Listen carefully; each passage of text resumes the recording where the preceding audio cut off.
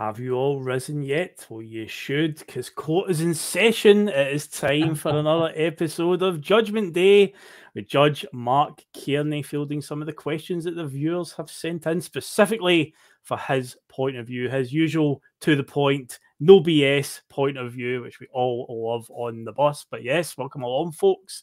Yes, Tuesday night tonight. And before we get any further, I must emphasize that we are not live right now. I know there will be a chat box on the side of the screen, or maybe below if you're watching your phone when this premieres later on. But yeah, we're not live right now, so we cannot interact with any live comments, but we'll still bring you all the usual fun and frolics of our usual bus episode. But Mark, how you doing, mate? Eventful weekend, to say the least. Oh, aye, my heart and my liver's not recovered for that weekend. Right, I thought I was all set for a quiet Saturday, but the minute that whistle went to full time, I cracked open the vodka, mate. I must admit, I quite enjoyed myself. You've probably seen videos of me cutting about in Tesco, etc. Just that wasn't me, that was somebody else. But no, I really enjoyed myself, mate. I think I always speak about football being full of sliding doors moments, and I think with 95 minutes gone at Fir Park, Michael Beale was ready for closing the gap on Celtic, and by full time he was probably wondering what time he was going to be sacked at. It just shows you how fast football can turn, and that's why I'm neither too up nor too down. So it's probably a reminder to us all that football it's a funny game, and I felt that Saturday showed that probably more than anything, mate, to be honest with you. Yeah, it certainly did. Sliding doors moment is a great way to describe it, because that was insane. It's absolute. Just you couldn't have written it how that all went and how it all transpired. But yeah, it's just.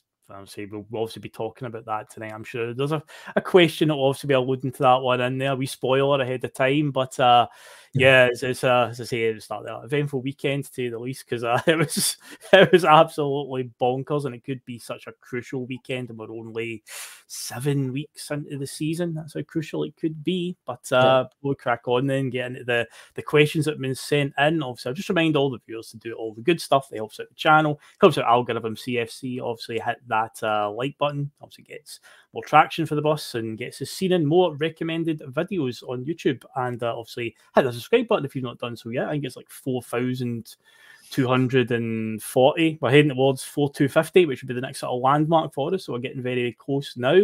Obviously, well, I would say get involved in our comments, but again, I emphasize we are not live. But of course, you can leave comments after the video, below it, and so forth. And I say next time a Judgment Day episode is coming up, we'll also be notified in advance about getting questions in for the judge. But yeah, do leave comments below. We always appreciate a bit of feedback. And yeah, what else can you do? You can share the link of the Boise Bus on social media far and wide, whatever is your poison, as I always like to say. And of course, head over to piesports.com. Use the code BUS1888 and get 12.5% off your order. And that's all that done. All the good stuff out the way. So, Mark, I've changed the format a little bit. It seems like every time I host this, I always change the format a wee bit more and tweak it, because I've noticed a lot of the questions that come in, they're quite long, and StreamYard doesn't do very well when it comes to lots of characters. A bit like Twitter, where you've only got X number of characters. So I've actually done is I've screen grabbed the comments, and I'll bring them up on the screen just now, so we can you can get your teeth stuck into them. So the first question comes in from regular viewer Alex Forsyth, and he says, "Hi Mark, see now that Michael Beale is gone, I was thinking, see if we had bought more quality players in during the transfer window. How far ahead of them could we have been if that's them panicking now, being just 7 points behind with and we've got a relatively weaker team than we had last year?" But yeah, as I say, they've pushed the panic button already, 7 points behind. But yeah, could it have been better right now? But obviously, we look back on that transfer window. What's your feelings, Judge? Well, I think we could be looking at a League Cup semi-final and 9 points clear if we had strengthened further. But what I will say is I don't think we had to strengthen for that to be a reality. I think the St Johnstone game, we should have tucked them away quite early, Phil. We were both there. I think Celtic just didn't. It's one of the days we could have played till Pancake Tuesday and no scored. Do you know what I mean? And I feel the same about the Kilmarnock game. That was really lacklustre. There was nothing in that game at all. And I think there was enough players on the Celtic bench and Celtic first 11 that day to win the two matches. And sometimes these are the kind of ones in football that you look back on and you think, oh, if we did that, we could have maybe strengthened. I think you can look at it in both ways and say, like, Celtic have still managed to get in this position even without strengthening the window. Celtic have managed to go to Ibrox with a weak team, and we ended that match with a back four of Ralston, Lagerbielke, Bernabé, and Scales.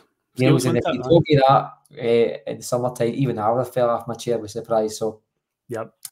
In spite of your transfer window, Arthur, I think Celtic have managed to, and I think if you were take the performances aside, if you'd offered me 7 points clear, I won at Ibrox and the League Cup, that does wrangle me a wee bit. Not because I expect trebles, I really don't. I think we as Celtic fans have almost become accustomed to win trebles the last maybe 8 years or so, 7, 8 years ago. And I think it's quite cheeky of us to expect that. So I don't think I would expect that. I would, but what I will say is there's been matches for many years now in cup games where I thought if we maybe just took the game a bit more seriously, we would have won the match, or we could have won the cup. That game was just, I can't put my finger on it. It was a mixture of the team no gelling together. Whether they want to buy in the philosophy just yet, but I think all of that turned at Ibrox. I think the players' minds turned at Ibrox, because if anybody was in doubt about whether Rodgers can do what he's supposed to do at Celtic, and that's win games and win trophies, and I think that was answered at Ibrox.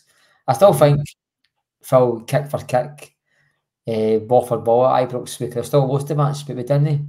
We came through in the end up. Our manager steered us through. I mean, we got a couple of lucky moments that might not happen next time. So, and as I mentioned, sliding doors, we could have lost the match. But do you know what? We didn't. We won the match. And Celtic have always had this never say die attitude. I'm going to be honest with you, Phil, you know me on the pod as well as anybody. I'm not exactly the most confident guy when it comes to Celtic, and that just stems from my sheer fear of Celtic losing, and that's all it is. But see, when they equalised on Saturday, I knew they were going to score. I wasn't just, I'm not the morning quarterback. I didn't say this retrospectively. I thought to myself, they're going to get a winner here. I don't know what it was. I just thought, and it was like the 95th minute. I mean, you don't talk much time. I'm not just saying that because I said to my brother straight after the match. I just had a feeling, as soon as that ball hit the back of the net, I went, we're going to win this match here. And so it does happen to me very often. And do you know, I was reading some of the comments for some respected and kind of not very respected journalists in the last couple of days, and they're calling us the last minute kings of the world. And do you know something? You guys score a goal in the first minute or the very last kick of the ball. That requires concentration. It requires to be on the ball for the first minute to the last. Celtic are in the habit of playing the game to the last whistle. Then that's to Celtic's advantage and to Celtic's credit. It shouldn't be used as any sort of way of calling them lucky or whatever. Do you know what? I think most teams would have fell on their ass when it went one each, but no Celtic. No Celtic falling. For me, there's no negatives about that. And I did see Tam Cowan in the last couple of weeks. He's when they're listening to Off the Ball, will tell you that he's got a real beanies bunny about Celtic for some reason. He always has, but every guest on that show knows a Rangers fan, an ex-Rangers player. In any way, it's perfect Susan McCabe. I mean, the funniest thing that lassie's ever said is the fact that she's a comedian. She's the most unfunny person I've ever heard in my life. So they bar her for the public eye, the better for me. But anyway, she he put on his Instagram saying that money was the background theme tune, and it was how Celtic have got a cheek, including their manager, to be celebrating in the fashion they did, especially because always we here in Europe is how advantage. Now, I'm going to be honest with you, I have never seen a Celtic manager come out every European game and just state that we've got finances worse than the opposition. We just don't do it. It's the Celtic fans wouldn't buy it. The Celtic manager is normally asked questions on the build-up to a European match, or you're playing insert big team. What's your chances? And they always kind of play the conversation the way they should play. It should play doing our expectations, but build up his team's ability to get a result. But I tried to say to Tam, Kevin, I just said, Tam, every penny Celtic have got, they've won legitimately.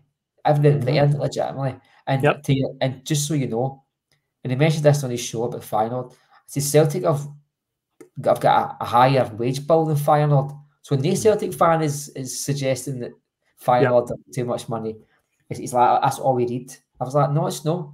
No. I read every opposition manager, when we play them, every Saturday at 2 o'clock or Sunday before kick-off will mention Celtic's finances, or mention Celtic's squad. Then during the match, the commentator will mention Celtic's bench, how it's good enough to be in the start. So Celtic get the opposite of that. We never talk about our finances. In fact, any Celtic fan that speaks about finances is normally angry about the club not spending it.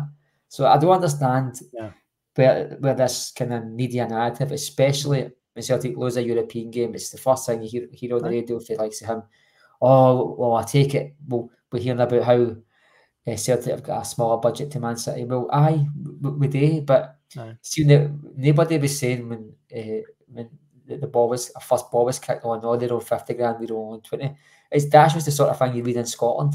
And it's made up. I said to them, Tam, can you send me any evidence these conversations taking place? And I just said at the end of the conversation, I said, you have to go over it. And then I get a response after that. But do you know what? This is what you expect out of people. You know what I mean? You don't get a long-standing job in the media, especially certain media outlets, unless you've got an inherent bias against Celtic. I'm sorry. We had Richard Gordon on. What a lovely man he was, brilliant. But never once have I heard him sound anything other than impartial. Even when he's commentating Aberdeen games, the guy was just totally impartial. And you don't get that through the media. He's one in the very few. Yeah. What we found, I've had a tangent here, I'm sorry for that. It's all right, mate, don't worry about it. It's fine.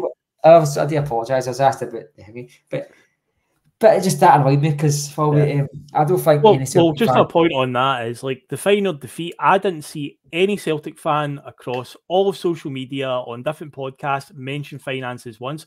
No. The general narrative consensus from fans, including us on here, was it was another hard luck story for us. It's the one that got away. It's the fixture that we looked at before a ball was kicked and went, we need to try and get something away from home in this group.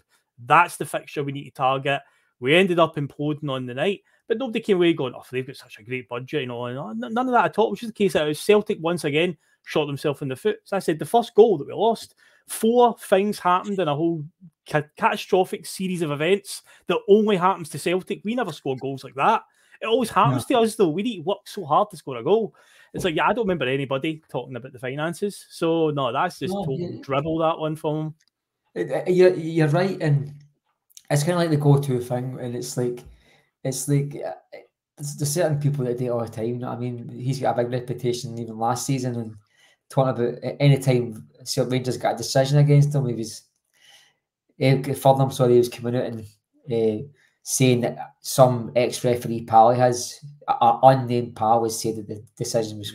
So I messaged him just saying, listen, I said, is it only when Rangers get a decision that these ex-referees message you? Because it's the only time that you actually see it. And, you know what I mean? You never see it when Celtic get something against them, or when Celtic get something for them. You're the first one out to say, oh, my ex-referee pal, I'm going to take a wee guess. He said Motherwell, probably Hugh Dallas. So I wouldn't be flabbergasted if Hugh Dallas was biased against Celtic. I mean, someone said I mean, not previous there. No, exactly, mate. And just we mentioned finances, that's how we get down this rabbit hole. But Alistair, I don't think that the finances would have done us any harm if we'd spent a wee extra few quid on buying players. But I still think the 7 points clear is fucking fantastic. But to answer the question to the point, I think we could, if we'd chosen our signings to come in a lot faster and some better signings, let's be honest, strengthening depth, I don't think it would have been outlandish to suggest Celtic could be in a semi-final and 9 points clear. And I still think 7 points clear is amazing. I would have probably when I seen us going into Ibrox when the team sheet got announced, Phil, if you're telling me I was sitting in the 2nd or 3rd October, I would say if I'm an even points in there, I'll be happy. I must admit, if you'd offered me Celtic not to lose that match and whatever, I would have took it a heartbeat, and I think most days would. But Brendan Rodgers does what Brendan Rodgers does, and I think this is where I think the board one I watch, because he'll make a £1 million player look like a £6 million player instead of buying a £1 million player to turn him into one. He'll do that overnight. You know what I mean, mate? He'll make him look as good as that. And I think we all mentioned before the season started, like, who could be the next guy that's going to go to the next level. I don't think one person on this pod would have thought to be Liam Scales, but as far as he's second choice, mate. Behind Carl Vickers is first choice. I've got to say Nurocki's first choice, right? So MD else below that is second choice. If you ask me, second choice is Scales, and I think Lager Bielka and Steve Welsh need to fight to get to the third choice. And Kobayashi, I think he needs to fight to stay in the country, because I don't think anybody thinks he's good enough. In fact, I wouldn't mind seeing that guy getting deported, if I'm being totally honest with you. Well, we're talking about Iwata playing, and that happened under Ange, where Kobayashi couldn't get a game in his own position while Iwata was playing in a position that's not his first choice. And it was like, well, I guess the alarm bells were ringing early with that one.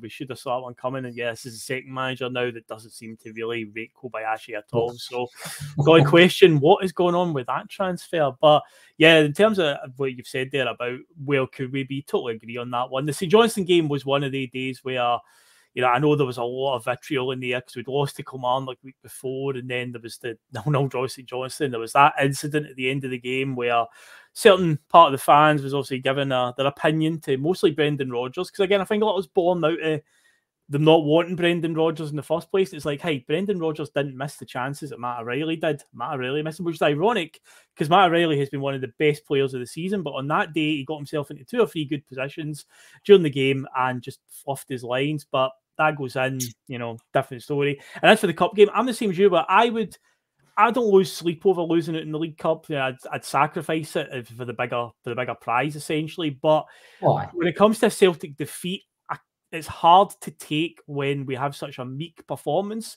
See if we'd actually thrown everything at Kilmarnock and just had one of those days where it just didn't go in, you can kind of go, well, just unlucky. But we were so off it that day, like just couldn't do anything right. So that frustrates me more as a fan, where it's like I find day one's hard to take, regardless if it's only the League Cup. It's like, yeah, but you've got to still put in a bit of performance, and then I could say, well, a bit of pride in the jersey, and that day was horrendous. But as it now turns out, I think I said this last week when somebody said in the chat about the League Cup semi-final draws. It's actually worked out really well from us from a league point of view, because as we saw this past weekend, Mark, when we're playing before them, we bit of pressure on them, which we didn't get much last season. Now, obviously, that's why, Phil. Yep, that was why they know that. They've got the European schedule with the Thursday night games, so they're going to have to play a lot of Sundays. And now with them still being in the League Cup, the weekend that they play the semi-final, they have to have a league game now postponed, while we will play Ross County.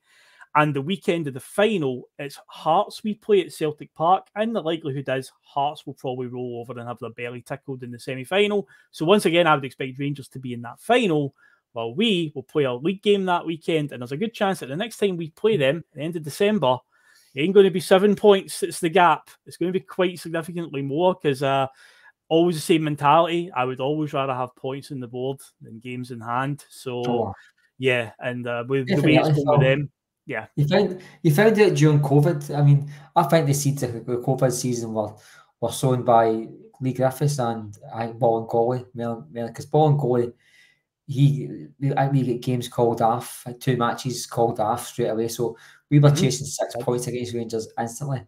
That put a team who we all knew couldn't handle pressure. That put them on a comfort blanket, you know what I mean? And we never recovered from it. And I think at one point myself on like 5 games or 4 games or 5 games behind them. And as you said, points on the board really matter. And especially if we're talking to one of the first things I thought when they got to the UEFA Cup instead of the Champions League was, I thought, Right, that's good. They're going to play on a Sunday now. It's the first thing I thought of. I went, right there. Yep. They're no used to it. I mean, even we won with the SFA or got this magic computer that manages to be so impartial, but very, very partial to Rangers. It's unbelievable. I mean, I've even seen games this season that Celtic are playing at 3 o'clock on a Saturday. They're going, right, okay. They still play before us. And they go out. I mean, I'm thinking they're going to play one day during the night. I think they're going to play one like Friday morning or something just to get. They'll use any avenue. That's just. I mean, back in the day, people went on no rest, but Celtic played 2 games in one day back in the day. I've heard that story. Yes. Yeah, they did. That's a fact. It's in the Celtic trivia. But I mean, we won both of them. I think won both. Tomorrow away and Motherwell away. I think it may have been. And, I think so. But this is the same FA who closed Celtic Park for a full season because a Celtic fan flung a bottle on the pitch at Ibrox. So it's the first time that away teams have ever been banned for using their home stadium because of an incident in an away stadium. But and then they nearly closed it down. That was back in the 20s or 30s that happened. That I've got a long memory for something that was born, but I don't know. Fair play, man. I don't think bad, disgusting habits die easy for, you know what I mean? It's like you've got an institution that's based on bitterness and the Masons written all through it and all the rest of it. That doesn't get took away easily, mate, you know what I mean? And I think that all throughout Scotland, the fan bases and the society in general, Celtic, Catholics and all the rest of it, I'm not trying to make big religion to it, but we are the minority for a reason, mate, you know what I mean? They don't want us to become a majority or even an equal. And Celtic are just a symbol of that, you know what I mean? And I mean, I remember, I think it was 2 seasons ago, we all know the story of the Hearts. The Hearts are a horrible bunch. I mean, I think if that club drowned in acid, I think I was standing there laughing. They had an open training session, and the guy in charge of the open training session decided to play some music through a tannoid, which is fine, and they put the sash on. Remember it? And it lasted about a minute before it got switched off, and I thought, how the sash is even on a playlist inside the Tynecastle music thing beggars belief, but it doesn't actually beg belief because we all know Edinburgh and all the rest of it. There's massive congregations of that kind of stuff, you know what I mean? And I can get clapped if I want, but that's exactly what happened. This is facts that did happen.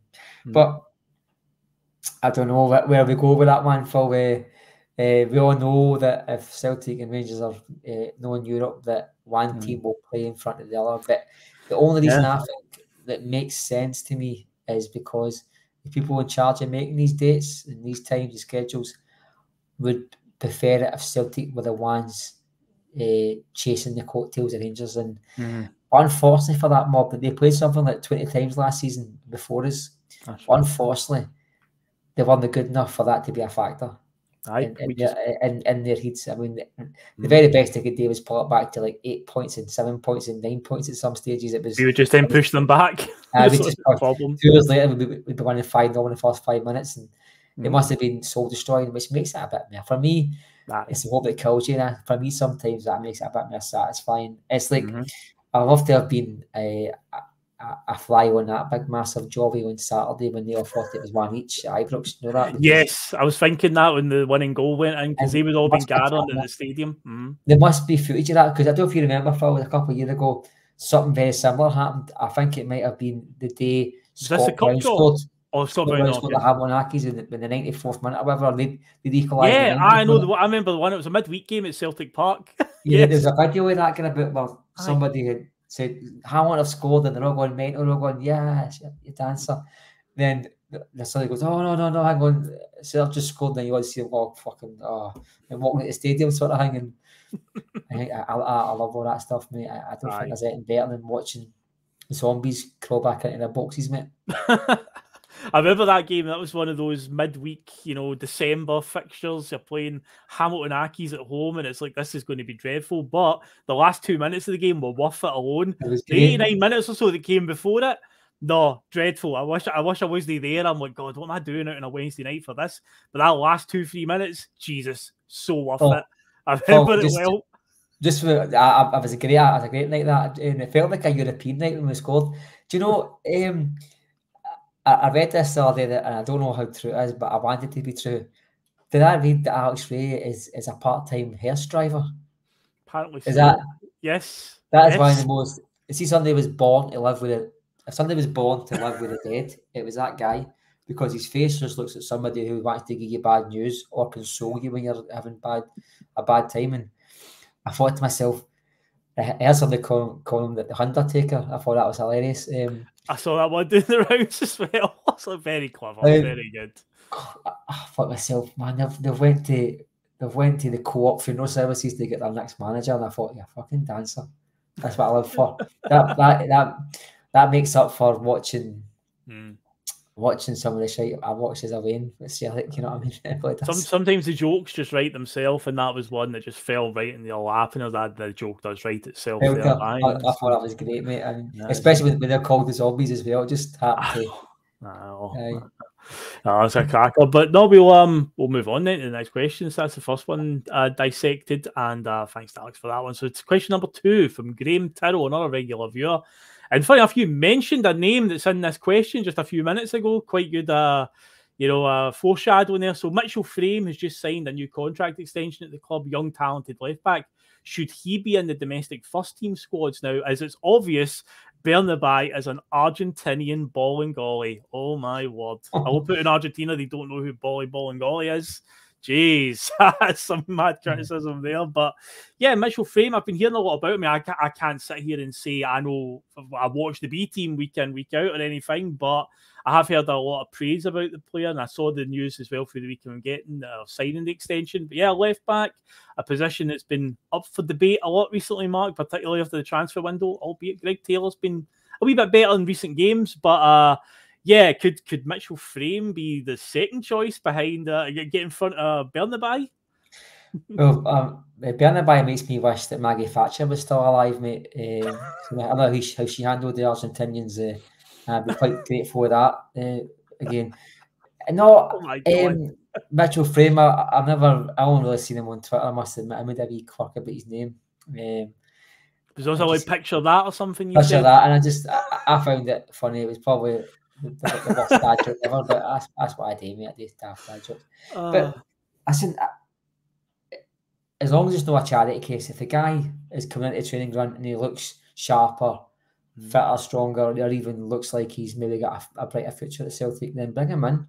Because just like Ange Postecoglou, we found that Brendan Rodgers doesn't fancy Bernabei. I mean, he's not in the match day squads for the Champions League anymore or nothing. He's not getting on the bench. He's not featuring. I think Brendan Rodgers is, anybody that watched the Channel 5 documentary at Liverpool and anybody that watched him at Celtic the last time will tell he's a very professional man. And for match day 1, the Celtic's title defence, to sleep in a hotel, I think that unless you're somebody who's a linchpin of that first 11, like a Carl McGregor or a Kyogo, I don't think you come back for that, Phil. And the fact of the matter is, he did get minutes after that, and he still looked like another dumpling.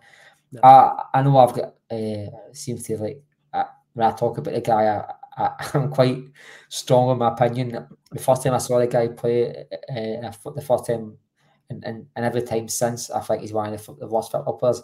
The amount of Celtic players that I've seen throughout the years that must be cursing their luck that they're one in the same squad as this guy, because there's been Celtic players getting 1-2 starts for Celtic and will be flung into the vault as the biggest dumpling Celtic have ever had.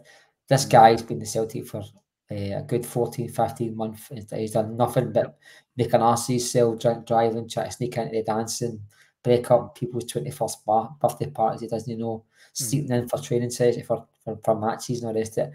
And there's still folk that'll back him. Some folk will still say there's a player there. I don't know what the guy has to do. So I think that's probably Mitchell Frame.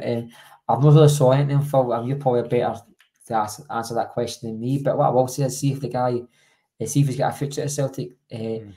Why not get him in the squad? Because Celtic have lost a lot of players through the years. They're losing a lot of guys, and it's like the boy that's went to Liverpool, Doak. That I want to push that aside because I think that's one that Celtic did try to keep him. They gave him a start well before his time. They gave him minutes well before his time in a derby match, which I wouldn't have gave him. Yeah, that's right. And he still decided to say fuck you. So that actually annoyed me that Celtic gave him game time.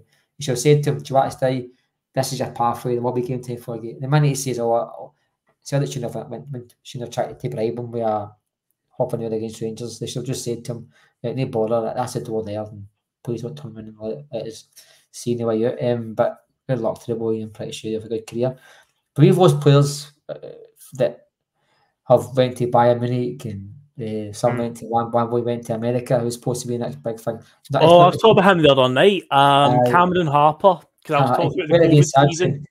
And my uncle was a big fan, and he thought he was going to play well, but it turns out he's a dumper. I don't know if he's done anything there. I think the boy at Bayern Munich, he's been sent on loan to Dunfermline or something, to Falkirk or something like that. The boy for Bayern Munich. There's no way he's in the Bayern squad right now. No chance of centre backs they've got. My God. So you're not going to get in that squad. So, but I'm just saying, like, so we've lost players, and I think they've said there's no pathway for me. And I think I Celtic are bringing players into the first team squad. See, especially on match days, Phil.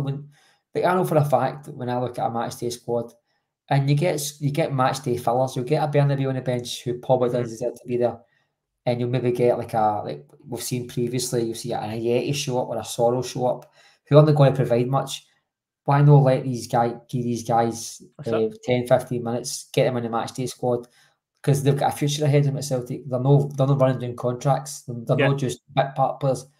Let's see if they can make an impact at Celtic. Maybe grab their first goal and then take on from there.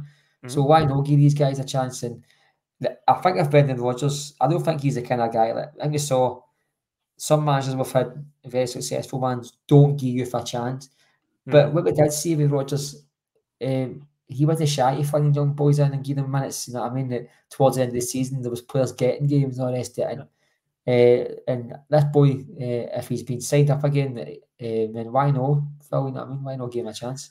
Well, we've lost so many, as you said, and it's very unusual for the Celtic Twitter account to actually tweet and advertise this, essentially, that a youth player has signed a contract extension, because it's become so rare that it happens. Morrison, Dembele, and so on, they've all just went at the first or ran their contract down or jumped at the first opportunity.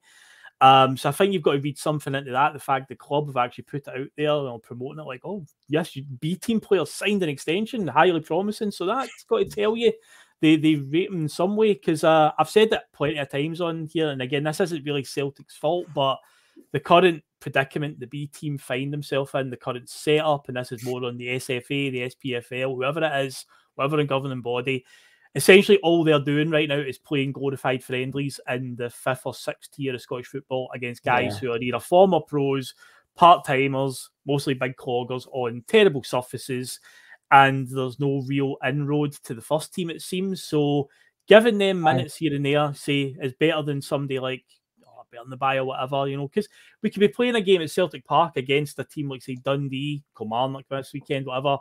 You could be 3-0 up, 4-0 up with about 10, 15 minutes to go, and then that's the time, throw the boy on then and just see how he does. There's no harm in it. You're not going to lose the game at that point. So there's no harm. You'll get him a bit of first team experience in front of the home crowd. And I think that's how you bleed them in. The SFA have stopped that bit, Phil, as well, because the SFA have made a rule that if you play any more than 5 starts or 8 games altogether, that you can't. Oh, you have to get moved for the B team. Is that what it is?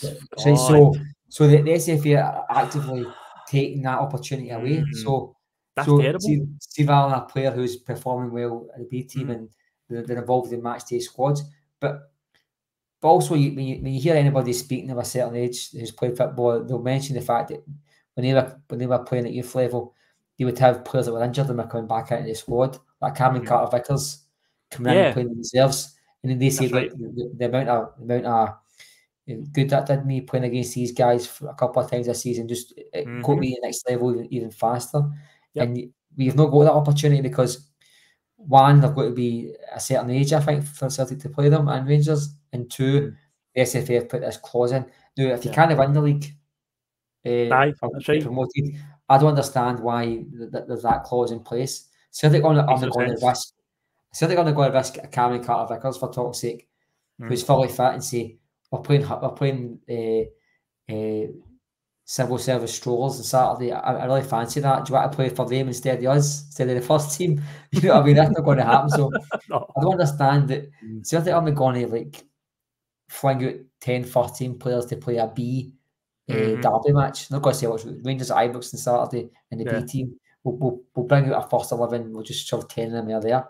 So I really don't understand the ruling. If it's to protect the youth players, for no losing their place. Well, it's not protecting them, because what you're doing is you're bridging that gap. You're putting a brick wall that pathway to the first team.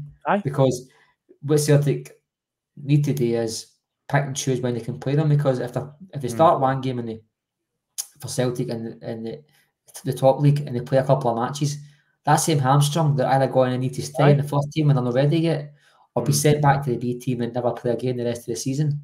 So to me, it's really convoluted. I don't understand it, mate. I mean, and maybe that's why, like, say, I think Hearts committed. See the reserve league. If there's only one, teams 1 to 12, right? I think Celtic want it. Rangers probably want it, even though they committed. I think because we won 8 in a row in the youth league, in the reserve league, right? Oh no! But see, the thing is, see for the full setup, all Premier League teams, that can be funded by our league. Our SFC can fund that. Well, see for Celtic and Rangers, maybe we could finance it ourselves. You know what I mean? But see the rest, for what's it going to cost? £1-2 million a year, it'd be absolute buttons. And the benefits to every other team in the league would be beneficial. Obviously, you can see that, but you couldn't quantify how good that is for teams to bring back their injured players into the reserve league. And I mean, I used to love getting a Celtic view and looking at the team sheet for the reserve games. You'd maybe see, like, say, I don't know, you see like a Steve Guppy on it, you would see like a Juninho on it, and you go, God, look at that, they've played. And see the guys only getting minutes. I think that they were still getting 90 minutes in that league. In a competitive league, so to speak, and their fitness was getting kept up. You know what I mean? Whereas, of course, a Bernabeu, for talk's sake, he could do some minutes in the league. He may go 6 weeks without a game of football. That I'm pretty sure he's played football in training, but no competitive game in some capacity. And this is a small-mindedness in this country when it comes to the people who run it. They don't look at the benefits and the long-term benefits, and they just think about the cheapest option, what's viable for some teams. What's viable for Celtic is viable for Livingston. But you know something? Just because it's viable for Livingston, put it out there that this is the way we're going forward, that there's a package in place if you can't afford it. But these are the standards we need to be at. And it'll benefit you eventually, but this is what's happening. It's a mute point, Phil, because you know as well as I do, they're not going to do anything about it.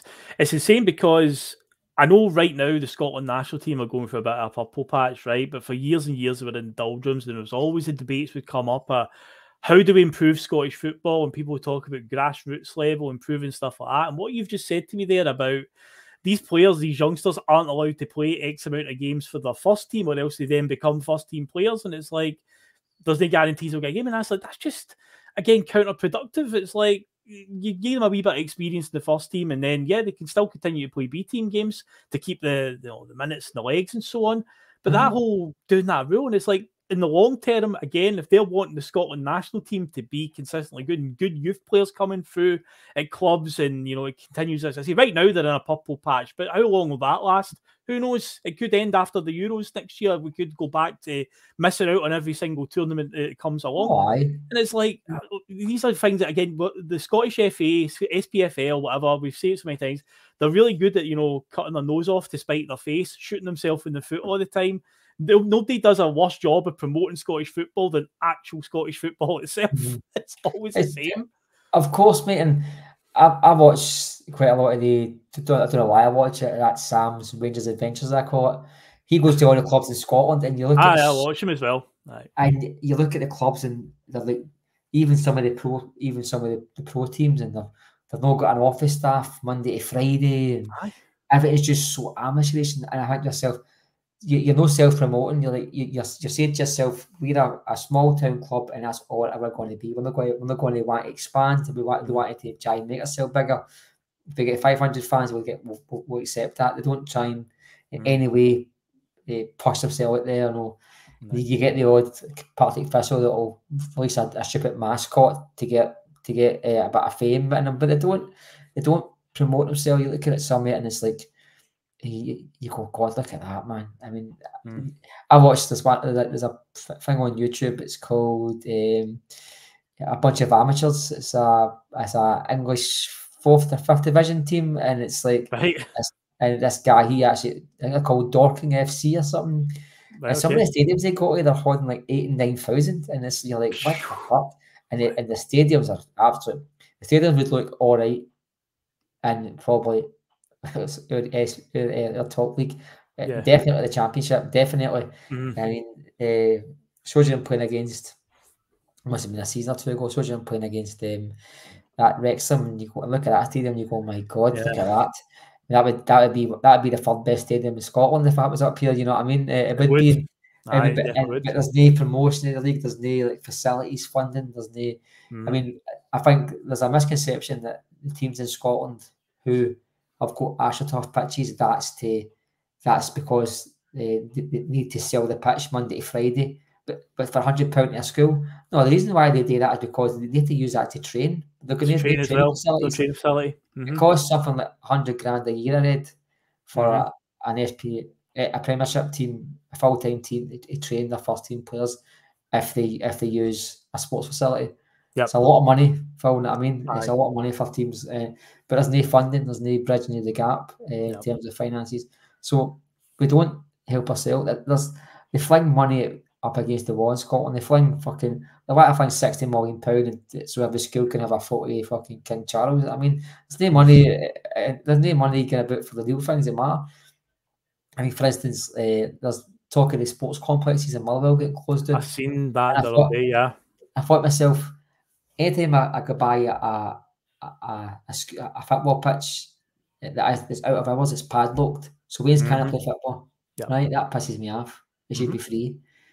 Anytime I see a public building, like a sports complex, anything like that seems to be overpriced. News man's closing down. It's constant. You should be able to drive 5 miles and you'd find a library. I don't know where the closest library is to me at all now. We just don't do it right in this country that way. I just I'm going off a tangent again here, but sorry. Motherwell, I think they're closing down like 3 sports complexes or something. Motherwell's a small town. It's not a big. Right. So how many? I mean, how much? Again, it doesn't help the bigger picture of, say, Scottish football and this youth development and stuff like that. It's sports. Oh, yeah, football and sports and the rest. It help mental health, physical health, and the other performance health. I mean, God, it helps in education and everything. You know what I mean? But they just don't seem to be doing it, mate. There's budgets. I mean, you look at even there's poor parts of the Britain. I mean, and they find it hard to even pay their bills. But that's the same areas that you get in. And there's football pitches padlocked, and then they moan when Wayne's are spray painting the walls, and you go, "What are you expecting them to do?" Exactly. No, I'm saying that Wayne should be doing, but what are you expecting Wayne's? I mean, I was a Wayne. Can't get in and play football. Why did Wayne need a ball? You needed no money. See, with a football, you had 2 or 3 pitches that you could walk to. You know what I mean? Maybe if you walk a bit further, there's another couple. Now you need to get a Johnny and floodlights and a heavy safety certificate and just stupid things, Phil. You know what I mean? And the reserve football and all the rest, it all comes under that neglect for making the game better. You mentioned Scotland, the national team. You said that it's a purple patch, and that's what it is, Phil. The purple patch. The last maybe 30 years, we seem to have a good team in the early 90s that didn't really do anything. Some very good players in that Scotland team. Even the guys you don't like to mention, like Gorham and Gough and Durant and McCoy for Rangers, McStay for Celtic, John Collins. Tom Boy was a great defender, I felt. There's a lot of good football players back then that just didn't seem to do it. We've got a good squad now, a really good squad now. That'll not last forever, you know what I mean? But we don't seem to do anything to prolong that, do we? No, exactly, and see all the mistakes they're making at youth level. And I say when it goes back to the Scotland national team are in the doldrums, I say it's a cycle, it will happen. All the same debates will come up on all the radio shows and all the TV shows. How do we improve this? Because right now, I say the blinkers are on because of how well the Scotland national team are doing. I think people are forgetting that with some of the stuff you've just said there about these rules they've got in place about the B team league and all that. And it's like, this is not going to improve the youth systems of these clubs and these youth players coming through, and ultimately in the long run, it's not going to benefit us. And in terms of Mitchell Frame, say if he's good enough, then hey, he might very well make it, and I hope he does. I mean, look at Kieran Tierney, what he did, because the story goes with Kieran Tierney, he actually wasn't even the first choice left back in the reserve team at the time. It happened to be that Ronnie Dyler was at a training session or something, just happened to catch this boy and just was like, thought he looked quite handy. Aye, and he ended up getting into the team for whatever game he came off the bench. I was up at St Johnstone or something we played, or Dundee. And sliding doors again. Yeah, just he wasn't actually the starting left back in the reserve team, but Ronnie Dyle was impressed whatever he's seen at like a training session or a bounce game or something that they're playing. And it just so happened that all the stars aligned, and he just, they're sitting there, they're out there to be found, and Mitchell Frame could very well be that, but we'll never know unless we get to see him in the first team. Now, Mark, final question, and it leads on to sort of the final thing I wanted to talk about tonight, because obviously, in case you've been living under a rock, guys, there is a huge European game tomorrow. Lazio are in town. It was a bit of a feisty one the last time we played them, but of course, Mark, how many times have we said it, especially on this show, talk about Celtic at home in Europe, the old the sort of softness around the club, the tourism element. So this final question is all around that, and it comes from me. I sent it in. Yes, there you go.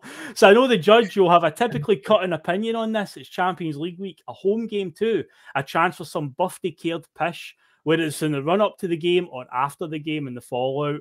What's the instance that's grinded your gears the most in terms of buffy Caird Pish, Mark? And also, as I said at the end there, I'd like to think that Lazio will be getting no such goodwill or hospitality. Time to make European teams fear Celtic Park again. But yeah, it's that time where we get a lot of cringy stuff coming out from the club or some sets of fans, or like, oh, be our friends, Barcelona, oh, Villarreal, be our partners. But Lazio will get no such stuff. But is there any moment over the last decade or so, if you've seen this sort of dip in form where you've just been like, oh, this is too much, stop it, stop embarrassing yourself? Well, I think only yesterday they released a half and half scarves collection. A Lazio Celtic half and half scarf. What are they thinking? I know, and I thought a Lazio. I mean, we may get a few jokers that'll buy the Lazio scarf just to have it, but I find that a bit buffy Caird Pish. Do you know something? When you asked that question, there's been that many of them. It's hard to. You can help me along here, but do you know what? See, some of the ones that really get me is like, you'll see, like, say, there'll be a player coming in or a manager come in, and like I think it was the boy from Leipzig, and they put a Celtic hat on him and a Celtic scarf on him, and I thought that's been a pure photo op by the club, you know what I mean? And I thought, we're not brought him here to be our pals. We've brought him here because for 90 minutes they're our enemies. Exactly. Apart from anything, it's like £2 million, £3 million up at stake for winning the match. Even when you forget the fact that we want to win for our own benefit, not for the clubs. Of course. It's, you know, and I do find it a wee bit cringing, even in our fan base, Phil, I'm going to be honest with you, when we want to be the fan base everybody likes. And I don't think there's anything wrong with behaving yourself and acting nice. That's different. For me, that's fundamental. I think when you wear a Celtic hat and you're travelling to the matches, I think you should remember who you're representing. But I just it does cringe me a wee bit, mate, because I mean, I do remember that when the club put Messi, Iniesta and Xavi, and I thought that one I did kind of like, because I thought to myself, that is three the world's biggest names probably at the time when I said for them, and I thought to myself, maybe a 4-second clip they were there for, and they just took the photograph. I thought that's something that I like, you know what I mean, in terms of like, it's something that we've seen it, but it's when Celtic are drawn against an Italian team, for talk's sake, and they'll dredge up themselves, they'll quote Maldini, or they'll quote somebody who's played at Celtic Park. And listen, I would rather you showed me 5 quotes. I'd rather you showed me Ferdinand's quote saying, "I knew it when when that game was about to start at Celtic Park, oh, for fuck's sake, this would have been comfortable. And then I knew when Saha was going to get a penalty, he was going to miss it. I'd rather this stuff was flung out there, because that's the intimidating stuff. I think Celtic Park now, I think if you get it early enough tomorrow, and you'll probably see the players walk out probably the night for their first training session at the stadium. They'll come out with their phones and taking photographs and Snapchats, telling their pals, I played at Celtic Park. Not one will be sitting saying, oh fuck, I'm shite myself. You know what I'm saying? It's like, no, and that's the difference, you know. And I think we should, I know there's a couple of a wee statement a day for the only section of the fans that actually matter. Reminding you how to be a fan of Motherwell. Don't forget, when Celtic score, you need to stand up, you need to clap, right, mate, in case you forgot. Mentally noted. That, mate. Just and remember, when you walk, you take your left leg, then your right leg forward. When you're in the stadium, trying to get silly, like forget how to cheer. But so for me, I've not got any particular thing. I think Celtic as a collective time gave me a red neck. What about you, mate? Have you got any? Barcelona getting piped into the stadium. They had a piper standing outside the bus as they entered the stadium. I think it was Barcelona did that. Remember that one? Do you know what's another one that I think goes under the radar that really, really annoys me in hindsight, right? I understand why the club did it, but in reflection, it wasn't a good idea. We played FC Copenhagen in Lenny's season, the night we get gubbed at Celtic Park, where we completely capitulated.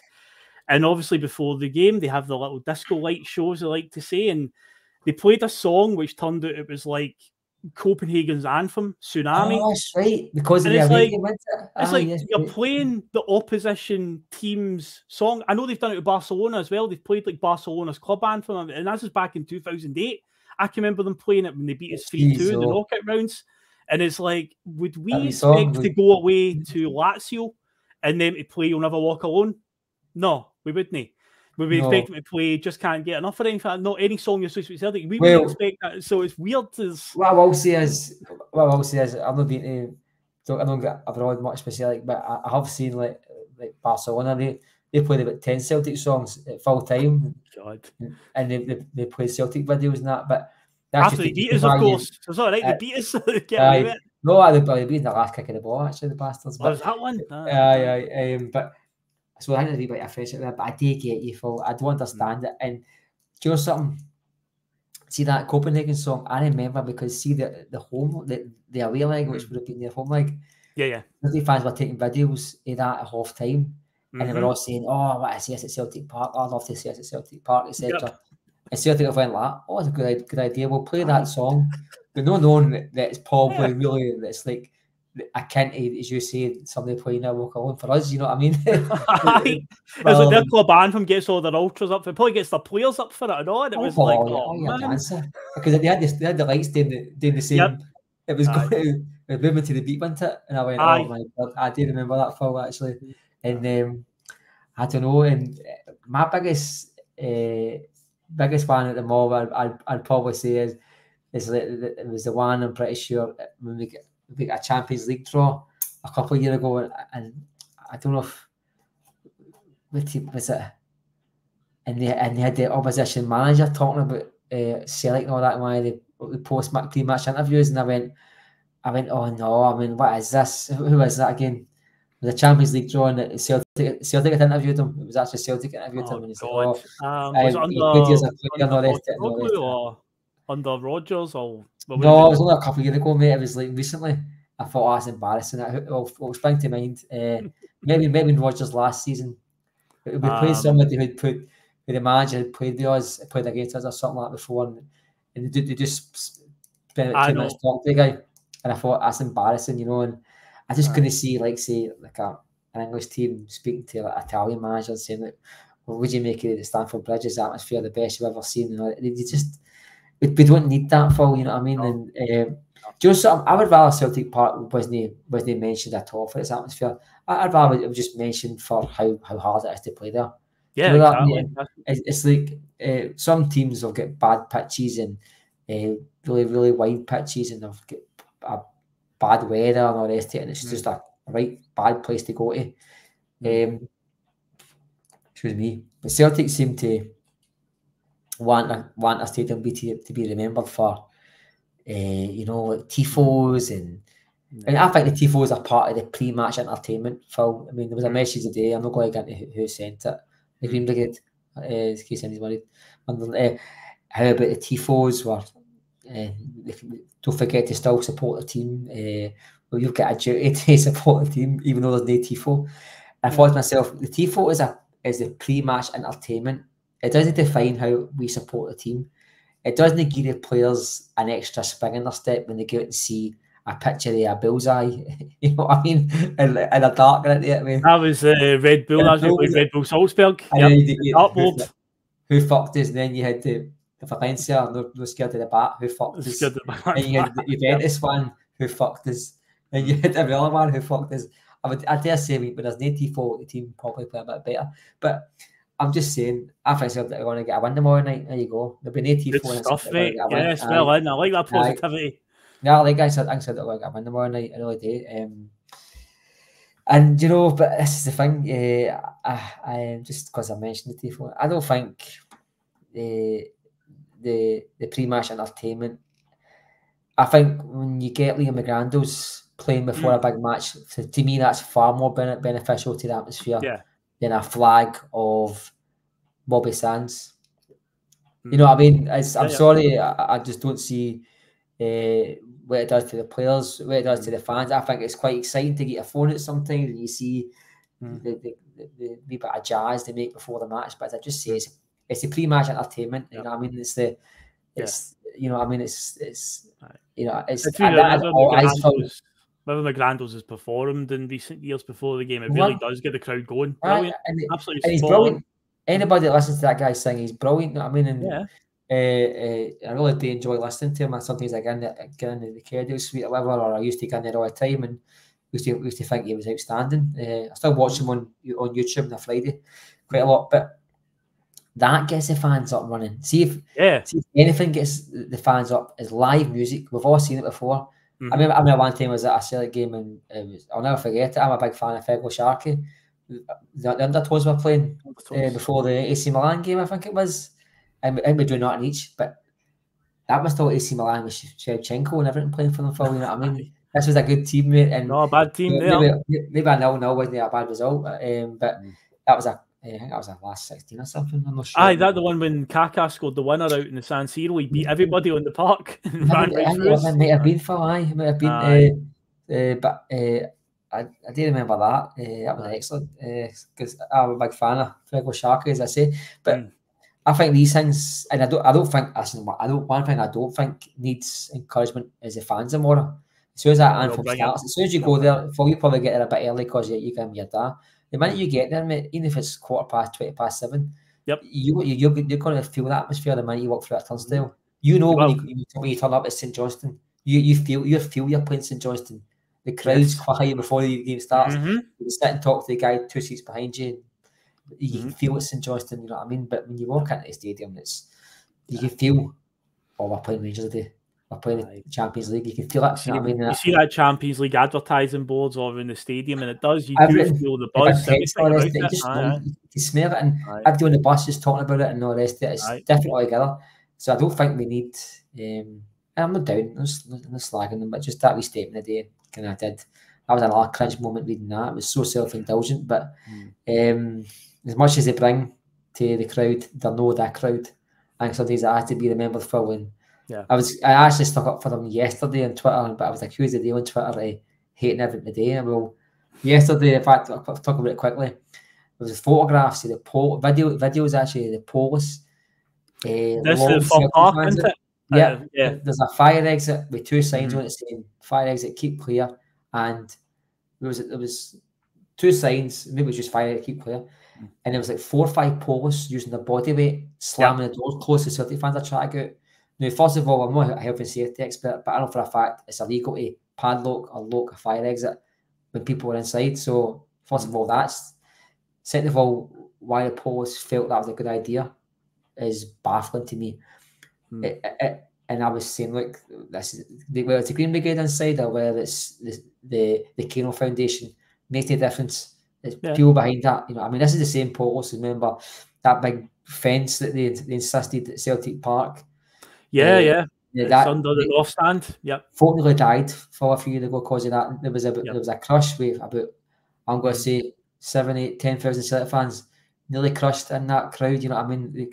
So many could have died, and the police eventually had to lift the gates, open the gates up. And it was one thing I never understood, that you were just making folk go a longer way to get home and having their chance of bumping into idiots and pubs and hussies and everything. I didn't understand that at all. Yep. But and I just said on Twitter, that's disgusting. The fire exit, and I said, Green Brigade have got quite right to film that and show that off as disgraceful police work. But that must have fell through the cracks yesterday, because the day I got accused, only the Green Brigade day, only the grade when they want to steal my seat, and only the grade when they want to remind Celtic fans they've got a duty to support the team. And I don't think any Celtic fans are going to go there tomorrow and no support the team, or one of the ones they said the Celtic fans are reminded to be resilient tomorrow. So with Barton's fault, see in case Celtic have scored in 5 minutes, just you calm down, mate.